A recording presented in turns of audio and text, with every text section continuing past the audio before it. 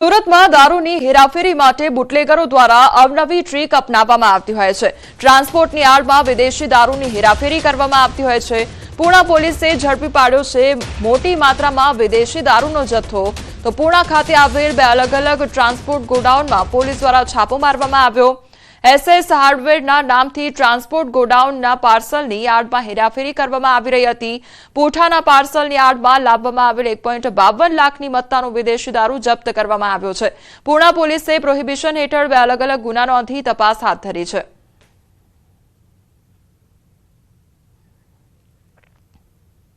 રાજકોટ શહેરની ભાગોળે દીપડાએ દેખા દીધી છે અને ખેડૂતોએ કહ્યું કે દીપડાને માત્ર 5 ફૂટ દૂરથી જોયો હતો। ગઈકાલે ખેતરમાં પિયત કરતા હતા એ સમયે દીપડો દેખાયો હતો। બે ડેમ કાંઠે લોકોને દીપડો દેખાતા દહેશતનો માહોલ છવાયો હતો। ખેડૂતોને દીપડાના નિશાન પણ જોવા મળ્યા હતા। તો મનહરપુરા ગામના સીમ વિસ્તારમાં દીપડાને પકડવા પાંજરા મૂકવામાં આવ્યા છે। તો દીપડાના દેખા દેતા જ ગામ લોકોમાં ડરનો માહોલ સર્જાયો છે। બીજી તરફ પાંજરા પણ ગોઠવવામાં આવ્યા છે।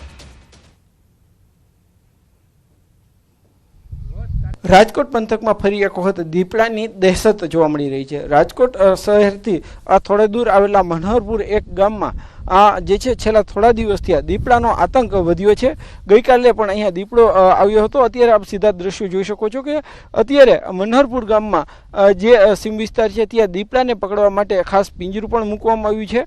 તો બીજી તરફ ખેડૂતો છે તે પણ પોતાના જ ખેતરમાં ક્યાંક જતા ડરતા હોય તેવો માહોલ જોવા મળી રહ્યો છે। ખેડૂતો જો જાય છે તો પણ એકલા જવાના બદલે 4-5 ખેડૂતો સાથે જતા હોય છે। હાલ આપણી સાથે અહીંયા કેટલાક ખેડૂત છે, આપણે એમની સાથે વાત કરીશું। શું કહેશો, તમને તમારા જ ખેતરમાં જતા કેવો ડર લાગે છે?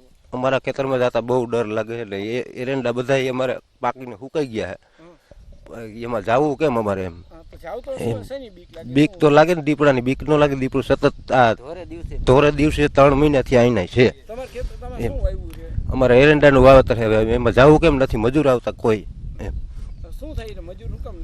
ડર તો લાગે ને એમ એને। ચોક્કસથી અહીંયા અન્ય જે છે ખેડૂત, આપણે એમની સાથે વાત કરીશું। કેવી પરિસ્થિતિ છે આ વિસ્તારમાં? ખેડૂતોની શું સ્થિતિ? ધોરે દિવસે બહુ બીક લાગે છે। ધોરે દિવસે એ મોલમાં જ રહે છે બધાના। કાલે દિવસના મારે રિહારમાં હતો, રાતે પાછો નીકળ્યો હતો। એ સ્વિમિંગ પુલ છે બાજુમાં, અહીંયા નીકળ્યો હતો અને અહીંયા પિંજરું કાલે રાતે મેકી ગયા છે। અને સાહેબને મેં જ્યારે કીધું કે તમે શું કરવું, હવે શું કરવું એના માટે, તો સાહેબે મને એવું કીધું કે અમે પાણી વારવા આવી તો થાય, બરાબર, તો હવે તંત્ર જવાબદારી કોણ લેશે? અમારે કોઈને મારી નાખશે કોકને, અમારા માણસોને, તો જવાબદારી તંત્ર લેશે? એમ અમારે ખાસ કરીને પૂછવાનું એ છે, તંત્ર જવાબદારી લેશે કે અમારે આ પકડી જાય? એ માંગ છે કે અહીંથી દીપડો લઈ જાય એ લોકો। પિંજરામાં તો પિંજરું મેકીને વયા જાય છે, 2 મહિનાથી પિંજરું મેકીને વયા જાય છે। પિંજરામાં તો એ આવતો નથી, તો હવે ગમે એને લગાડી દેશે કોઈને, તો એની જવાબદારી કોણ લેશે? મારે એટલું પૂછવું છે ખાલી। ચોક્કસથી સૌથી મહત્વની બાબત છે કે જો કોઈ આ દીપડો છે કોઈ ખેડૂતને નુકસાન કરશે તો એમની જવાબદારી કોની?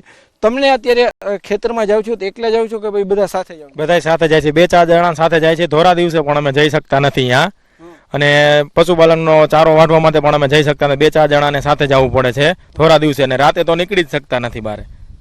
ખાસ કરીને કેટલા બધા તમે નીકળો છો તો તમે ક્યારે દીપડાને જોયો? હા, દીપડાને જોયો, ધોરા દિવસે જોયો છે, રોજે જોઈએ છીએ અમે, રાતે હોત જોઈએ છે અને દિવસનો હોત જોઈએ છે। તમને ક્યારે એવો અનુભવ થયો મારણ કર્યું પશુઓને? હા, મારી પોતાની જ એક વાછડી ખાઈ ગયો। ચોક્કસથી આ જે છે ખેડૂતો, મનહરપુર ગામના ખેડૂતો છે, તેમનું કહેવું છે કે તાત્કાલિક વન વિભાગ છે તે આ દીપડાને પકડે, કેમ કે દીપડાની દહેશતના કારણે તેઓ જે છે એ ધોળા દિવસે પણ પોતાના ખેતરમાં નથી જતા। અત્યારે એરંડા, ઝાડ સહિતના જે છે અનેક જે છે એ ખેત પાકો અત્યારે ખેતરમાં વાવેલા હોય છે, તે જે છે તેમની પિયત કરવામાં પણ ક્યાંક ને ક્યાંક ડર ખેડૂતો અનુભવી રહ્યા છે। હાર્દિક જોશી, ન્યૂઝ 18 ગુજરાતી, રાજકોટ। જૂનાગઢના માણાવદરમાં આખલા યુદ્ધ જોવા મળ્યું છે। શાક માર્કેટ પાસે આખલાઓએ ધમાલ મચાવી દીધી અને શાકભાજીની દુકાનમાં આખલાઓ ઘૂસ્યા તો આખલા યુદ્ધથી લોકોમાં નાસભાગ મચી જવા પામી હતી। શાકભાજીની દુકાનમાં ભારે નુકસાન પણ થયું છે। આખલા યુદ્ધના કારણે લોકો હેરાન પરેશાન થઈ રહ્યા છે। રખડતા ઢોરને પકડવા તંત્ર નિષ્ફળ નીવડ્યું હોય તે પ્રકારની પરિસ્થિતિ જોવા મળી રહી છે। તો શાક માર્કેટમાં આખલાઓનો આતંક જોવા મળ્યો અને 2 આખલા બાકડા હોવાની આ ઘટના સામે આવી છે। આખી ઘટના વીડિયોમાં કેદ થઈ છે। બીજી તરફ જે શાક માર્કેટમાં શાકભાજી વેચવા માટે લોકો ઊભા હતા તેમને પણ નુકસાન વેઠવાનો વારો આવ્યો છે। એક તરફ દીપડાની દહેશત જોવા મળી રહી છે રાજકોટમાં, બીજી તરફ જૂનાગઢમાં આખલાઓનો આતંક જોવા મળી રહ્યો છે। જે રાજકોટની ઘટના છે જ્યાં દીપડાની દહેશત જોવા મળી રહી છે તેના કારણે લોકોમાં ડરનો માહોલ સર્જાયો છે। બીજી તરફ વન વિભાગ દ્વારા પાંજરા પણ મૂકવામાં આવ્યા છે। આ તરફ શાક માર્કેટમાં આખલાઓનો આતંક જોવા મળ્યો છે જૂનાગઢમાં, જેના કારણે તંત્રની કામગીરી પર અનેક સવાલો ઉદ્ભવી રહ્યા છે। લોકોના આરોગ્ય અને જીવ સાથે ચેડા કરતા વધુ 4 બોગસ તબીબોના પોલીસે ઝડપી પાડ્યા છે અને આ બોગસ તબીબો કોઈપણ મેડિકલ ડિગ્રી વિના એલોપેથીની પ્રેક્ટિસ કરતા હતા। ત્યારે પોલીસે 4 અલગ અલગ સ્થળોએ રેડ પાડી હતી।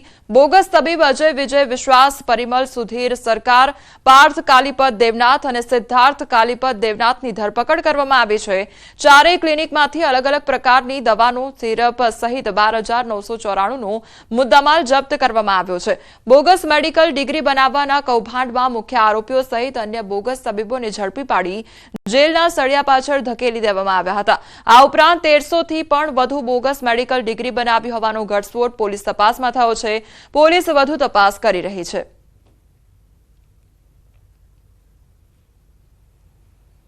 ચારો ડોક્ટરો પાસે 12,994 રૂપિયા જેટલી દવાઓ પણ મળી છે। આરોગ્ય વિભાગની ટીમને સાથે રાખીને એક FIR પાંડેસરા પોલીસ સ્ટેશનમાં દર્જ કરવામાં આવી છે। આમાંથી 2 ડોક્ટર છે, પાર્થ કાલીપત દેવનાથ અને સિદ્ધાર્થ કાલીપત દેવનાથ। આનો જૂનો ઇતિહાસ પણ છે। એક પહેલાં પાંડેસરા પોલીસ સ્ટેશનમાં જ એક રસેશ ગુજરાતી કરીને આરોપી હતો જો બોગસ ડિગ્રી માંગતો હતો। રસેશ પાસેથી ડિગ્રી લઈને બંને પ્રેક્ટિસ કરતા હતા। એ ગુનામાં બી એ બંને આરોપી છે। મોરબીના ટંકારા તાલુકાના મિતાણા ગામમાં આવેલા વાડી વિસ્તારમાં રહેતા ખેડૂત પર 3 અજાણ્યા શખ્સો દ્વારા હુમલો કરવામાં આવ્યો હતો। આ હુમલામાં ખેડૂત ગંભીર રીતે ઇજાગ્રસ્ત થયા હતા। જો કે તે જ સમયે ખેડૂતે પોતાનો પાલતુ શ્વાન છોડી મૂકતા તે શ્વાને પોતાના માલિકનો જીવ બચાવ્યો। શ્વાન દેવદૂત બનીને હુમલાખોરો પર ત્રાટક્યો હતો, જેને કારણે ત્રણેય હુમલાખોરો ભાગી ગયા હતા। સમગ્ર બનાવના CCTV ફૂટેજ પણ સામે આવ્યા છે। જો આ શ્વાન ન હોત તો ખેડૂતને પોતાના જીવ ગુમાવવાનો વારો આવ્યો હોત। હાલ પોલીસે હુમલાને લઈને ગુનો નોંધી વધુ તપાસ હાથ ધરી છે। પછી હિંમત કરીને એને મેં ફંગોરી દીધા, પછાડી દીધા અને હું દોડીને કૂતરા પાસે ગયો। કૂતરાને છોડ્યો તો અહીંયા મને આડા ફર્યા, કૂતરા આગળ જવા નહોતા દેતા, તો મેં હિંમત કરીને કૂતરાને છોડ્યો અને પછી કૂતરો એની પાછળ થયો અને એ લોકો ત્રણે દિવાલ કૂદીને નાસી છૂટ્યા। તે કુદરતે ફરિશ્તાના રૂપમાં કૂતરાને મોકલો છે અને જીવ મારો બચાવ્યો છે એમ કેવું હોય તો કહી શકાય। 7 દિવસ લગી અમે ડરના માહોલમાં રહીએ છીએ। રાતના પણ અમે સૂતા નથી। અમારા બાળ બચાવો છે તે રાતના સૂતા નથી। છોકરાઓ રાતના ઉઠીને રોવે છે, કોઈ આવ્યું એવી રાડું પડે છે। પણ અમે ખાસ કરીને અમે વિનંતી કરવા માંગીએ છીએ કે બધા અધિકારીઓ, પોલીસ પ્રોટેક્શન જે કોઈ અધિકારીઓ રહ્યા તે અહીંયા ગણે અમારી વાડી વિસ્તારમાં કોઈ એક ચક્કર લગાવે। એક વિચિત્ર ઘટના બની કે રાતના 2 વાગ્યાના અરસામાં કોઈ જેને અંગત અદાવત હશે એમણે એની ઉપર હુમલો કરવા ટ્રાય કરી। 3 જેટલા ઈસમો હતા, જેમાં એક ઈસમ છે એની સાથે મારામારી કરવા લાગ્યો। એ દરમિયાનમાં એમનો પોતાનો પાળેલો કૂતરો છે જે ઇંગ્લિશ બ્રીડનો છે, એ આવી ગયેલ નજીકમાં અને એને માલિકે છૂટો મૂકતા આ કૂતરાએ 3 ઈસમોને ત્યાંથી હાંકી કાઢ્યા અને પોતાના માલિકનો આબાદ બચાવ કર્યો। સમાચારોમાં આગળ વધીએ તે પહેલા રોકાઈશું એક બ્રેક માટે।